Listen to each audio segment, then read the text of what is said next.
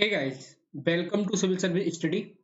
इस वीडियो में हम करेंगे यूपीएसआई का प्रैक्टिस सेट नंबर 6। इससे पहले मैं 5 सेट करा चुका हूँ। अगर आपने नहीं देखे हैं, तो डिस्क्रिप्शन में आपको लिंक मिल जाएगी, वहां पे आप देख सकते हैं। और ये जो क्वेश्चन है वो मेमोरी बेस्ड क्वेश्चन है जो पिछले लास्ट ईयर एग्जाम में पूछे गए। ठीक है, तो स्टार्ट करते हैं। आपके सामने क्वेश्चन नंबर फर्स्ट है। यहाँ पे लिखा हुआ है, भारतीय संविधान के किस अनुच्छेद के तहत लोकसभा में अनुसूचित जातियों और जनजातियों के लिए आरक्षण की व्यवस्था की गई है? तो ये की गई है आर्टिकल 330 में। ऑप्शन ए इसका बिल्कुल ठीक है। अब देखिए, यहाँ पे 4-5 आर्टिकल, 3-4 आर्टिकल है, उनको ध्यान समझिएगा। सबसे पहला आर्टिकल 330। देखिए, आर्टिकल 330 में कहता है, जो सरकार होगी, गवर्नमेंट है, वो शेड्यूल कास्ट और शेड्यूल ट्राइब्स जो होंगे, मतलब अनुसूचित जाति और अनुसूचित जनजाति हैं, उनको लोकसभा में आरक्षण की व्यवस्था करेगी, मतलब वो लोकसभा में आरक्षण देगी। ठीक है। आर्टिकल 331 है, ये कहता है कि राष्ट्रपति राष्ट्रपति जो होंगे, वो दो आंग्ल भारतीय को, आंग्ल भारतीय मतलब एंग्लो इंडियन को, आंग्ल भारतीय को लोकसभा में नामांकित करेंगे। ठीक है। आर्टिकल 332 है। आर्टिकल 332 कहता है कि सरकार एससी और एसटी को लोकसभा में, सॉरी, यहाँ पे विधानसभा में आरक्षण देगी। ठीक है। और आर्टिकल 333 है, ये क्या करेगा? यहाँ पे बोला गया आर्टिकल 333 में कि जो राज्य के राज्यपाल होंगे, राज्यपाल विधानसभा में विधानसभा में एक आंग्ल भारतीय को एक आंग्ल भारतीय को नामांकित करेंगे। ठीक है। तो ये 4 प्रावधान किए गए हैं। अब इसमें क्या, आर्टिकल 334 ये क्या कहता है? आर्टिकल 334 कहता है, ये जो ऊपर वाले प्रावधान है, ये संविधान लागू होने के 70 वर्ष तक लागू रहेंगे। तो देखिए, संविधान जो लागू हुआ वो कब लागू हुआ? ये हुआ था 26 जनवरी 1950 को।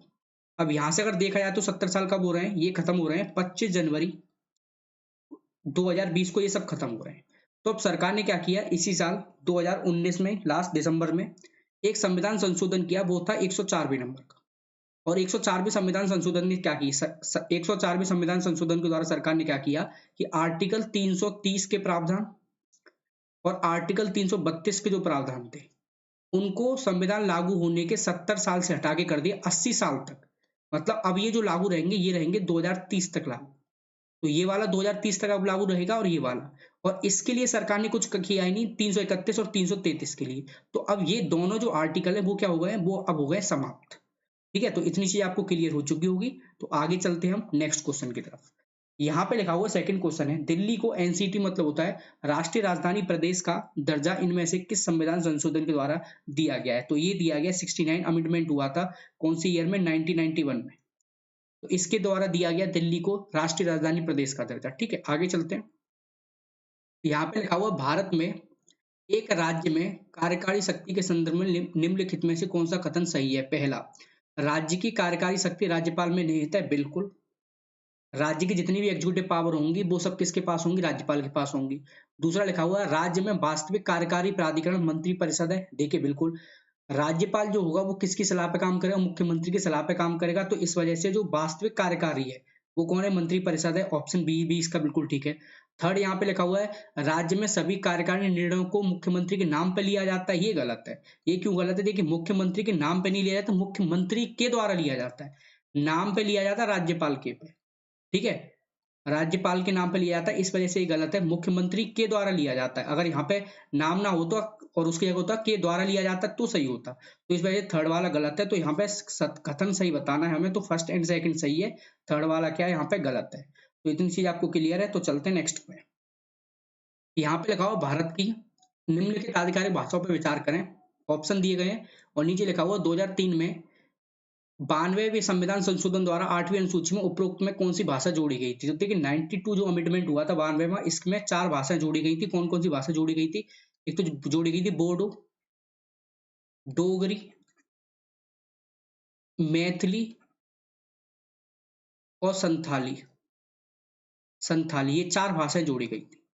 ठीक है। अब ऑप्शन देखना कौन कौन सा है, तो इसमें शामिल की गई थी। सिंधी नेपाली गलत है, कोंकणी और मणिपुरी ये भी गलत है, ठीक है। बोडो और संथाली, बोडो ये रही और संथाली ये रही, मतलब सही है। इसका संथाली और कोकड़ी, संथाली तो है पर कोकड़ी नहीं है, ये गलत है। डोगरी और मैथिली, डोगरी और मैथिली ये सही है। तो इसका मतलब थर्ड एंड फिफ्थ सही है, ऑप्शन सी इसका बिल्कुल ठीक है। अब देखिए इसको पूरा समझिए। अब भारत का जो संविधान है उसकी 8वीं अनुसूची है, उसमें वर्तमान में 22 भाषाएं, पर ये जब संविधान लागू हुआ था कब, 26 जनवरी 1950 को, उस समय इसमें 22 भाषाएं नहीं होती थी, उस समय होती 14 भाषाएं। 8 भाषा बाद में जोड़ी गई। अब 8 भाषा कब कब कौन सी जोड़ी गई है वो देख लेते हैं। सबसे पहले जोड़ी गई थी 1967 में। कौन सी भाषा जोड़ी गई थी, सिंधी। तो सिंधी जो बनी थी वो बनी थी भारत की 15वीं भाषा। ठीक है। इसके बाद जोड़ा गया था 1992 में। 1992 में कौन कौन सी जोड़ी गई थी, तो ये जोड़ी गई थी 3। नमक करके याद कर लेना, नमक। नाम मतलब है यहाँ नेपाली, माँ मतलब है मणिपुरी, मणिपुरी, और का मतलब है कोकड़ी, कोकड़ी। तो ये 3 भाषाएं जोड़ी गई थी। तो ये 16 भी हो गई, ये 17 भी हो गई और ये 18 भी हो गई। इसके बाद 92वें अमेंडमेंट में क्या कर दिया, चारों जोड़ दी गई। कौन सी, बोडो 19वीं, डोगरी 20वीं, मैथिली 21वीं और संताली 22वीं। तो अब कितनी भाषाएं हो गई हैं, 22 भाषाएं हो गई हैं। ठीक है। तो आगे चलते, क्लियर हो चुका हो तो। यहाँ पे लिखा हुआ है निम्नलिखित धार्मिक समुदाय पर विचार करिए। 4 ऑप्शन है, सिख, बौद्ध, जैन, पारसी। और इसमें लिखा हुआ है इनमें अल्पसंख्यक का दर्जा किसे मिला हुआ। सिख अल्पसंख्यक है भारत में, बिल्कुल है। बौद्ध है, बिल्कुल है। जैन है, बिल्कुल है। पारसी भी है।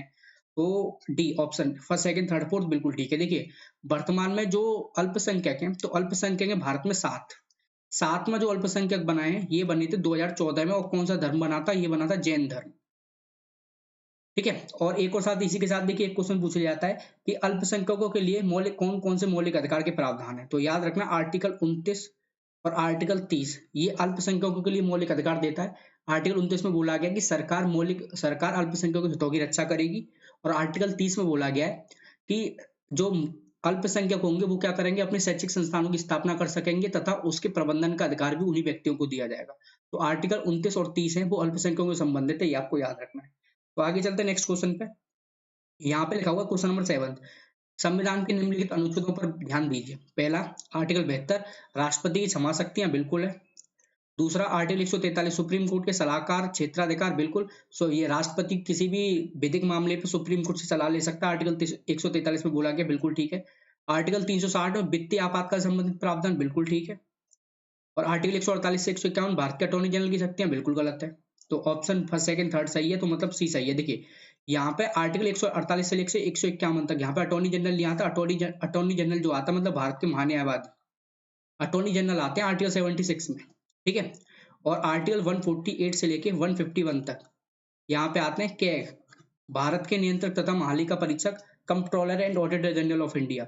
और अभी कुछ दिन पहले कैग बने हैं, कौन से नंबर के, 14वें नंबर के। नाम क्या है इनका, जीसी मुर्मू, गिरीश चंद्र मुर्मू। किसकी जगह पे बने हैं, तो ये बने हैं राजीव महर्षि की जगह पे। अब देखिए यहाँ पे कैग से संबंधित एक आध क्वेश्चन आ जाता है। सबसे पहला, कैग अपनी रिपोर्ट को किसको देता है, तो याद रखना कैग जो अपनी रिपोर्ट है ये देगा राष्ट्रपति को। ठीक है। और पढ़ता कौन है, आता है कि एक एक क्वेश्चन ये आ जाता है कि जो कैग की रिपोर्ट को पढ़ता कौन है। तो कैग की रिपोर्ट को पढ़ती है पीएसी, पब्लिक अकाउंट कमेटी, लोक लेखा समिति। ठीक है। लोक लेखा समिति है, पब्लिक अकाउंट कमेटी, ये कैग की रिपोर्ट को पढ़ती है, ये भी आपको याद रखना। तो इतनी चीज आपको क्लियर हो चुकी होगी। चलते हैं नेक्स्ट क्वेश्चन पे। यहाँ पे लिखा हुआ क्वेश्चन नंबर 8 है, भारत का संविधान भारत के सुप्रीम कोर्ट को केंद्र और राज्यों के बीच विवादों का निर्णय किस क्षेत्र के तहत देने लेने का अधिकार देता है। ये इससे पहले जो सेट नंबर 5 हुआ था उसमें मैं डिस्कशन आपको कर चुका हूँ शायद। ठीक है। देखिए यहाँ पे क्या है कि जो केंद्र और राज्यों के बीच में अगर कोई भी डिस्प्यूट है, मतलब कोई विवाद की स्थिति उत्पन्न होती है, तो उसका जो सेटलमेंट करेगा, मतलब उसका जो समाधान करेगा वो करेगा सुप्रीम कोर्ट। ये बताया गया कौन से आर्टिकल में, ये बताया गया आर्टिकल 131 में। और यहाँ पे आर्टिकल 131 में सुप्रीम कोर्ट को जो अधिकार दिए गए वो दिए गए वास्तविक न्यायाधिकार, मतलब ऑप्शन बी इसका बिल्कुल ठीक है।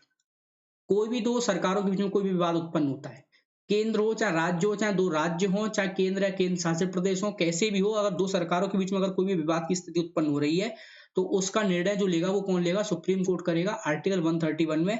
इसका इस वजह से और आर्टिकल 131 में बताया गया वास्तविक, या इसको बोलते हैं प्रारंभिक क्षेत्राधिकार भी बोल देते हैं। कभी कभी वास्तविक नहीं आता क्वेश्चन एग्जाम में, यहाँ पे दे देंगे अभी के प्रारंभिक क्षेत्राधिकार, बात एक ही होता दोनों का।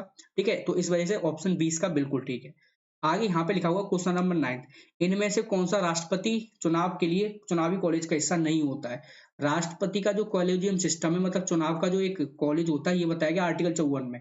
और आर्टिकल 54 में बताया गया है कि राष्ट्रपति के चुनाव में कौन कौन से व्यक्ति भाग लेंगे। तो सबसे पहला बताया गया है लोकसभा के निर्वाचित सदस्य। लोकसभा के निर्वाचित सदस्य का मतलब है कि लोकसभा में जो चुनाव जीत के आते हैं, कितने लोग आते हैं, 543। ठीक है, ये 543 के 543 पार्टिसिपेट करेंगे राष्ट्रपति के चुनाव में। दूसरा बोला गया है राज्यसभा के निर्वाचित सदस्य। तो राज्यसभा में निर्वाचित कितने होते हैं, 233, तो ये भाग लेंगे। और तीसरा बोला गया है राज्य विधानसभा के निर्वाचित सदस्य, जितनी भी राज्यों की विधानसभा है उनके जो निर्वाचित सदस्य हैं वो पार्टिसिपेट करेंगे, तो ये भी ठीक है।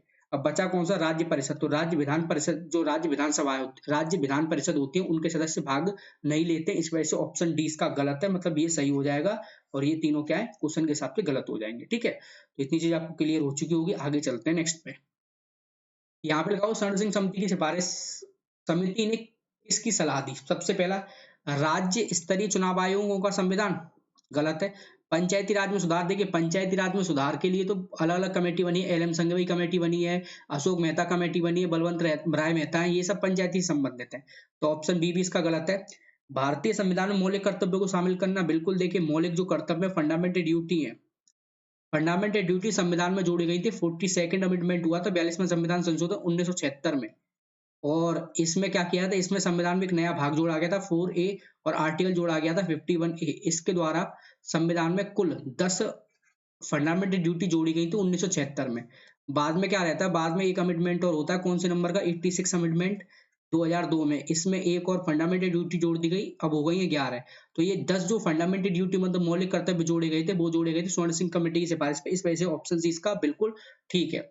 उसके बाद अगला लिखा हुआ क्वेश्चन नंबर 11, लोकसभा में सर्वाधिक सीटें अनुसूचित जनजाति को किस प्रदेश में आरक्षित है। देखिए अभी बताया मैंने थोड़ी देर पहले कि जो अनुच्छेद 330 है वो क्या कहता है कि सरकार लोकसभा में अनुसूचित जाति और जनजाति को कुछ आरक्षण देंगी, रिजर्वेशन देगी। तो यहाँ पे बोला गया है कि इनमें से कौन सा राज्य जिसमें एसटी जो होते हैं, शेड्यूल ट्राइब्स जो होते हैं, उनके लिए सबसे ज्यादा सीट आरक्षित की गई है। तो ये की गई है मध्य प्रदेश में। ऑप्शन ए इसका बिल्कुल ठीक है। देखिए मध्य प्रदेश में जो एससी के लिए सीट आरक्षित की गई है वो की गई है 4, और एसटी के लिए जो आरक्षित की गई है वो की गई है 6। तो इस वजह से इसका ऑप्शन ए इसका बिल्कुल ठीक है।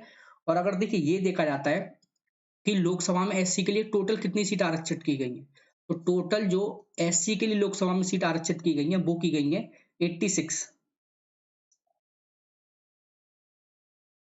86 नहीं 84, 84 की गई है एससी के लिए। और एसटी के लिए जो की गई है वो की गई है 47।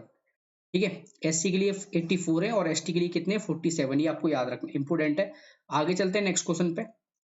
यहाँ पे लिखा हो राष्ट्रपति को, यहाँ पे जो नहीं आएगा को आएगा, को हटाने का प्रस्ताव इनमें से किस में पेश किया जा सकता है। तो देखिए राष्ट्र जो उपराष्ट्रपति हैं, उपराष्ट्रपति आते हैं आर्टिकल 67 में इनको हटाने का प्रावधान किया गया है। आर्टिकल 67 बोलता है कि अगर उपराष्ट्रपति को हटाया जाएगा, मतलब उनको रिमूव जो किया जाएगा, तो उनको रिमूव करने की सबसे पहले जो प्रक्रिया चालू होगी वो सबसे पहले होगी राज्यसभा में। ठीक है, राज्यसभा से जब प्रपोजल पास हो जाएगा उसके बाद जाएगा कहाँ पे, लोकसभा में। जब लोकसभा में पास होगा, ठीक है, तो सबसे पहले पेश कहाँ पे किया जा सकता है, तो यहाँ पे ऑप्शन नहीं होता है। यहाँ पे क्या होगा, सबसे पहले राज्यसभा में पेश किया जाएगा। पर अगर यहाँ पे उपराष्ट्रपति ना होता और राष्ट्रपति होता, तो उस समय क्या होता, उस समय कहीं पे भी प्रेजेंट कर सकते हो, या लोकसभा में प्रेजेंट कर सकते हो या राज्यसभा में। ठीक है, उपरा अगर राष्ट्रपति को हटाना है तो कहीं पे भी कर सकते हैं, पर अगर उपराष्ट्रपति को हटाना है तो सबसे पहले कहाँ पे होगा, राज्यसभा में होगा। सबसे पहले लोकसभा में प्रेजेंट नहीं कर सकते। तो ऑप्शन बी इसका बिल्कुल ठीक है। आगे यहाँ पे क्वेश्चन नंबर 13 बोलता है कि निम्नलिखित में से कौन सा आपदा प्रबंधन अधिनियम, मतलब डिजास्टर मैनेजमेंट एक्ट 2005 के तहत गठित आपदा, राष्ट्रीय आपदा प्रतिक्रिया निधि, इसको बोलते हैं national disaster rescue fund, response fund. ठीक है, एनडीआरएफ। तो एनडीआरएफ का संचालन इनमें से किसके द्वारा किया जाता है, जो फंड है, तो ये किया जाता है केंद्रीय गृह मंत्री के द्वारा। ऑप्शन बी इसका बिल्कुल ठीक है। आगे चलते नेक्स्ट पे। यहाँ पे लिखा हुआ है निम्नलिखित में से कौन सी भाषा संविधान की 8वीं अनुसूची में नहीं है। पहला भोजपुरी, संस्कृत, कश्मीरी और नेपाली। तो यहाँ पे देखिए संस्कृत भी है, कश्मीरी भी है और नेपाली भी है, मतलब भोजपुरी नहीं है। तो ऑप्शन ए इसका बिल्कुल ठीक है, 8वीं अनुसूची। और अभी थोड़ी देर पहले ही बताया कि 8वीं अनुसूची में अपनी कितनी भाषाएं आती है, वो आती है 22, और मूल संविधान में कितनी थी, 14 थी, बाद में जोड़ी गई है 8। ठीक है, तो आगे चलते हैं नेक्स्ट क्वेश्चन पे। यहाँ पे लिखा हुआ है कि भारतीय संविधान में संशोधन का प्रस्ताव किस देश से लिया गया। बहुत सरल क्वेश्चन है ये। जो भारत के संविधान में संशोधन किया जाता है ये आता है आर्टिकल 368 से। ठीक है, आर्टिकल 368 में इसका प्रावधान किया गया 368 में। और जो संविधान संशोधन जो प्रक्रिया है तो वो कौन से देश से ली गई है, वो ली गई दक्षिण अफ्रीका से। ऑप्शन बी इसका बिल्कुल ठीक है। ठीक है, तो आगे चलते हैं नेक्स्ट क्वेश्चन पे। यहाँ पे लिखा हुआ है सार्वजनिक वितरण प्रणाली का संचालन किसके द्वारा किया जाता है। सार्वजनिक वितरण प्रणाली मतलब होता है पीडीएस, पब्लिक डिस्ट्रीब्यूशन सिस्टम जो होता है, जैसे राशन जो मिलते हैं वो पीडीएस सिस्टम पे मिलते हैं। तो इनमें से किस सरकार के द्वारा किया जाता है। केंद्र सरकार करती है, राज्य सरकार करती है, बिल्कुल दोनों सरकारें करती है। किसके तहत, ये दोनों सरकारें करती हैं, एफसीआई के द्वारा ये करवाते हैं। जैसे खरीद की जो बीज होते हैं उसको खरीदना बेचना ये सब किया जाता है, वो एक पीडीएस सिस्टम है। ठीक है, तो ऑप्शन सी इसका बिल्कुल ठीक है। उसके बाद अगला क्वेश्चन है इनमें से कौन से मिलान सही है। सबसे पहला जो बोला गया पीली क्रांति अंडे संबंधित है, गलत है बिल्कुल। अंडे से संबंधित होती है सिल्वर क्रांति। ठीक है, और येलो जो होती है वो होती है ऑयल सीड्स का जो प्रोडक्शन होता है। सुनहरी क्रांति तिलहन से संबंधित है, तो सुनहरी क्रांति तिलहन से संबंधित है, बिल्कुल ठीक है। गोल क्रांति आलू संबंधित है, बिल्कुल ठीक है ये भी। और फोर्थ लिखा हुआ भूरी क्रांति, भूरी मतलब ब्राउन, तो ब्राउन है ये संबंधित है कॉफी से। और फर्टिलाइजर से जो संबंधित है, फर्टिलाइजर से यह ग्रे क्रांति। ठीक है, तो मतलब ये फोर्थ और फर्स्ट गलत है, तो बचे कौन से, सेकंड एंड थर्ड सही है। तो ऑप्शन सी इसका बिल्कुल ठीक है। आगे चलते हैं, इतना क्लियर हो चुका हो तो। यहाँ पे लिखा हो भारत में खाद्य सुरक्षा और मानक अधिनियम मतलब food security and standard act है, वो इनमें से कौन से वर्ष में लागू हुआ था। ये हुआ था 2006 में। ऑप्शन बी इसका बिल्कुल ठीक है। उसके बाद आगे लिखा हुआ नेक्स्ट क्वेश्चन है भारतीय रिजर्व ट्रेंच स्थिति आरटीपी एक शब्द है जिसका निम्न में से किसमें संदर्भ किया जाता है। तो ये देखिए आरटीपी जो शब्द है ये है आईएमएफ से रिलेटेड। अब ये होता क्या है देखिए, आईएमएफ है international monetary fund. IMF international monetary fund, इसकी जो स्थापना की गई कब की गई, 1945 में। तो देखिए इसके जो वर्तमान में मेंबर कंट्री है वो है 189। आप सभी लोगों को पता होगा कि आईएमएफ करता क्या, आईएमएफ है वो मेंबर कंट्री को लोन देता है। ठीक है, इंडिया को भी देगा, पाकिस्तान को देगा, चाइना जो मेंबर कंट्री 189 उनको लोन देगा। सबसे पहला क्वेश्चन यहाँ पे ये बनता है कि ये जो लोन देता है तो उसके पास ये पैसा आता कहाँ से है। तो देखिए इसके पास पैसा आता कहाँ से है कि जो मेंबर कंट्री है वो क्या करते हैं आईएमएफ में डिपोजिट करते हैं, डिपोजिट करते हैं आईएमएफ। तो अगर इंडिया ने क्या किया, इंडिया ने मान लीजिए 100 रुपए अगर आईएमएफ में डिपोजिट किए, तो ये क्या है, ये जो 100 रुपए डिपोजिट किए ना इसको हम क्या बोलते हैं, इसको हम आरटीपी बोलते हैं। ठीक है, तो इससे वजह से आईएमएफ से संबंधित है। और इसी के साथ में आईएमएफ का हेडक्वार्टर कहाँ पे आता है, तो देखिए आईएमएफ का जो हेडक्वार्टर आता है ये आता है वॉशिंगटन डीसी में। वर्ल्ड बैंक और आईएमएफ दोनों के हेडक्वार्टर वॉशिंगटन डीसी में ही है। और इस समय आईएमएफ के अध्यक्ष कौन है, तो ये है क्रिस्टिन जॉर्जिया। क्रिस्टिन जॉर्जिया इस समय अध्यक्ष है। और वर्ल्ड बैंक के अध्यक्ष कौन है, David Malpass. David Malpass, Malpass. ठीक है, इतनी चीज क्लियर है। आगे चलते हैं नेक्स्ट पे। यहाँ पे लिखा हुआ भारत के कुल विदेशी ऋण में अधिकतम हिस्सा निम्नलिखित में से किसका होता है। तो भारत सरकार का जो विदेशी ऋण है उसमें सबसे ज्यादा लिया जाता है यूएस डॉलर में। ऑप्शन ए इसका बिल्कुल ठीक है। ठीक है, देखिए यहाँ पे यूएस डॉलर में क्यों लिया जाता है, इसका मेन रीजन क्या है। देखिए एक होती है हॉट करेंसी, हॉट करेंसी होती है हॉट करेंसी। हॉट करेंसी का मतलब होता है ऐसी मुद्रा जो ग्लोबली एक्सेप्टेबल है। ग्लोबली एक्सेप्टेबल का मतलब है जो हर देश में बहुत आसानी चल जाती है। भारतीय रुपया अमेरिका में नहीं चलेगा, ग्लोबल करेंसी नहीं है। ठीक है, मतलब एक हॉट करेंसी नहीं है भारत की मुद्रा। भारत की मुद्रा एक कोल्ड करेंसी। पर यूएस डॉलर है, यूएस डॉलर आप विश्व में कहीं पे भी चला सकते हो। तो यूएस डॉलर क्या एक हॉट करेंसी है, तो इस वजह से हॉट करेंसी है यूएस डॉलर, इस वजह से सबसे ज्यादा लोन इसी मुद्रा में लिया जाता है यूएस डॉलर में। और वैसे हॉट करेंसी आती कितनी है, तो देखिए टोटल 5 है। कौन कौन सी, एक तो डॉलर है, दूसरा येन, जैपनीज येन, युआन चाइना का युआन। ठीक है, डॉलर, येन, युआन, यूरो और ब्रिटिश पाउंड, ये 5 जो करेंसी हैं ये क्या है, इनको हॉट मनी बोला जाता है। कौन कौन सी, डॉलर है, जापान का येन है, चाइना का युआन है, यूरो यूरोपियन जो कंट्री उसमें चलते हैं यूरो, और ब्रिटिश पाउंड। ये जो 5 करेंसी इनको हॉट मनी बोला जाता है। ठीक है, तो इनमें ही सबसे ज्यादा जो लोन लिए जाते हैं या बिजनेस किया जाता है इन्हीं मुद्राओं में सबसे ज्यादा किया जाता है। तो पर इनमें भी सबसे ज्यादा जो प्रचलन में चलती है तो वो कौन सी चलती है, वो यूएस डॉलर ही चलती है। ठीक है, आगे नेक्स्ट क्वेश्चन है निम्नलिखित में कौन सा डेटा मासिक रूप से जारी किया जाता है। डब्ल्यूपीआई, डब्ल्यूपीआई का बोलते हैं इसको wholesale, wholesale price index, price index. Hindi में इसको बोलते हैं थोक मूल्य सूचकांक, थोक मूल्य सूचकांक। ठीक है, सीपीआई इसको बोलते हैं consumer price index, consumer price index, price index. Hindi में इसको बोलते हैं उपभोक्ता मूल्य सूचकांक, उपभोक्ता मूल्य सूचकांक, ठीक है। और IIP index of industrial production, index of industrial production, ठीक है। औद्योगिक उत्पादन सूचकांक बोल देते हैं इसको, औद्योगिक उत्पादन सूचकांक, ठीक है। और ये तीनों का जो डेटा है वो मासिक रूप से जारी किया जाता है। अब ये होता क्या, डब्ल्यूपीआई, सीपीआई और आईआईपी, देखिए तो महंगाई की दर है, महंगाई की दर वो दो चीजों पे निकाली जाती है, एक तो निकाली जाती है रिटेल पे, एक निकाली जाती है थोक पे, होलसेल पे। जैसे हम लोग जो सामान खरीद रहे हैं वो किस पे खरीद रहे हैं, रिटेल पे। और दूसरे नंबर पे क्या होता है कि मंडी में जो सामान बिक रहा है या थोक में जो बिक रहा है वो क्या होता है, डब्ल्यूपीआई बोला जाता है। तो डब्ल्यूपीआई पे जो निकाला जाता है इसको बोलते हैं जो थोक पे महंगाई निकाली जाती है, और जो रिटेल पे निकाली जाती है उसको क्या बोलते हैं, सीपीआई। और आईआईपी के द्वारा देखा जाता है कि देश में जो औद्योगिक उत्पादन है, इंडस्ट्रियल प्रोडक्शन है, उसका रिस्पॉन्स क्या है। तो ये तीनों हर महीने जारी किया जाता है। एक क्वेश्चन यहाँ पे ये आ जाता है, देखिए सरकारी नौकरी वाले जो व्यक्ति होते हैं उनको बोलता है डीए, और जो पेंशनर होते हैं उनको बोलते हैं डीआर। डीए मतलब डीएनएस अनाउंस, और डीआर मतलब डीएनएस रिलीफ।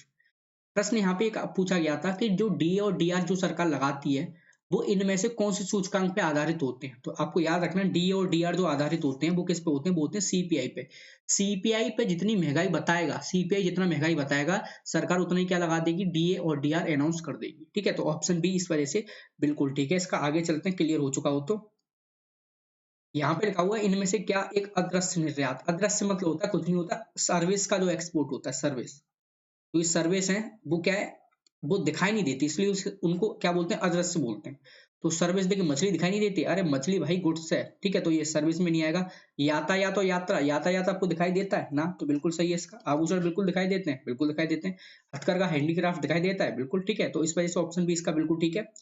आगे यहाँ पे लिखा हुआ है आमतौर पर आर्थिक विकास किसके साथ मिलकर होता है। देखिए आर्थिक विकास मतलब होता है कि जीडीपी ग्रोथ करना। जीडीपी ग्रोथ जब तक नहीं हो सकती जब तक कि बाजार में महंगाई नहीं होगी। मुद्रास्फीति और जीडीपी एक दूसरे का कॉम्बिनेशन होते हैं, मतलब मुद्रास्फीति और ग्रोथ जो होते हैं एक दूसरे का कॉम्बिनेशन है। अगर महंगाई बढ़ेगी तो जीडीपी बढ़ेगा, और महंगाई डाउन जाएगी तो जीडीपी डाउन जाएगी। ऐसा क्यों होगा, समझिए ध्यान से। एक कर्व है जिसको बोलते हैं हम फिलिप्स कर्व, फिलिप्स कर्व बोल देते हैं, ये बताता ही है। यहाँ पे ये वाली जो लाइन है ये है रेट ऑफ इन्फ्लेशन, मतलब मुद्रास्फीति की दर, और ये बताता है रेट ऑफ अनएम्प्लॉयमेंट। यहाँ पे ये कहता है कि जैसे जैसे महंगाई बढ़ेगी, जैसे जैसे महंगाई बढ़ेगी वैसे वैसे बेरोजगारी की दर कम होगी। अब ऐसा कैसे हो जाएगा भाई, ठीक है। तो ऐसा इस वजह से होता है कि महंगाई जब होती है, महंगाई एक कंडीशन जरूर बताती है, महंगाई तभी होगी जब बाजार में, मार्केट में जो मनी सप्लाई है वो ज्यादा होगा, मतलब मुद्रा का जब प्रभाव बढ़ जाएगा बाजार में तो महंगाई अपने आप कर देगा। अब मुद्रा का प्रभाव बढ़ा तो क्या होगा, महंगाई हुई। पर मुद्रा का प्रभाव बढ़ा तो उससे क्या होता है, लोग सामान ज्यादा खरीदने लग जाते हैं।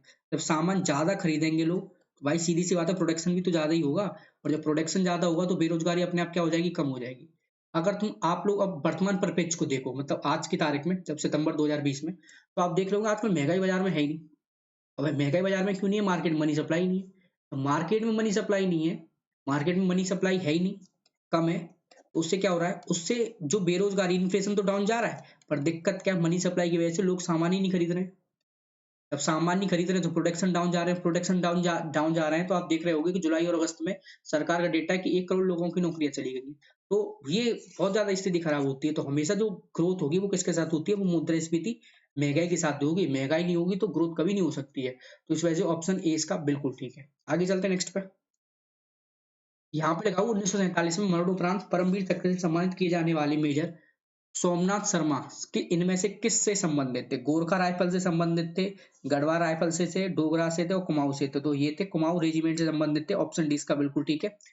और लास्ट क्वेश्चन है यहाँ पे 25वां, शारदा जल विद्युत परियोजना उत्तर प्रदेश के किस शहर में स्थित है। तो देखिए शारदा जल विद्युत योजना है, ये है पीलीभीत में आता है, बनवासा, ऑप्शन ए इसका बिल्कुल ठीक है, इससे संबंधित है, ठीक है। तो आज के लिए इतना ही, अब हम लोग कल मिलेंगे, जब तक के लिए थैंक यू।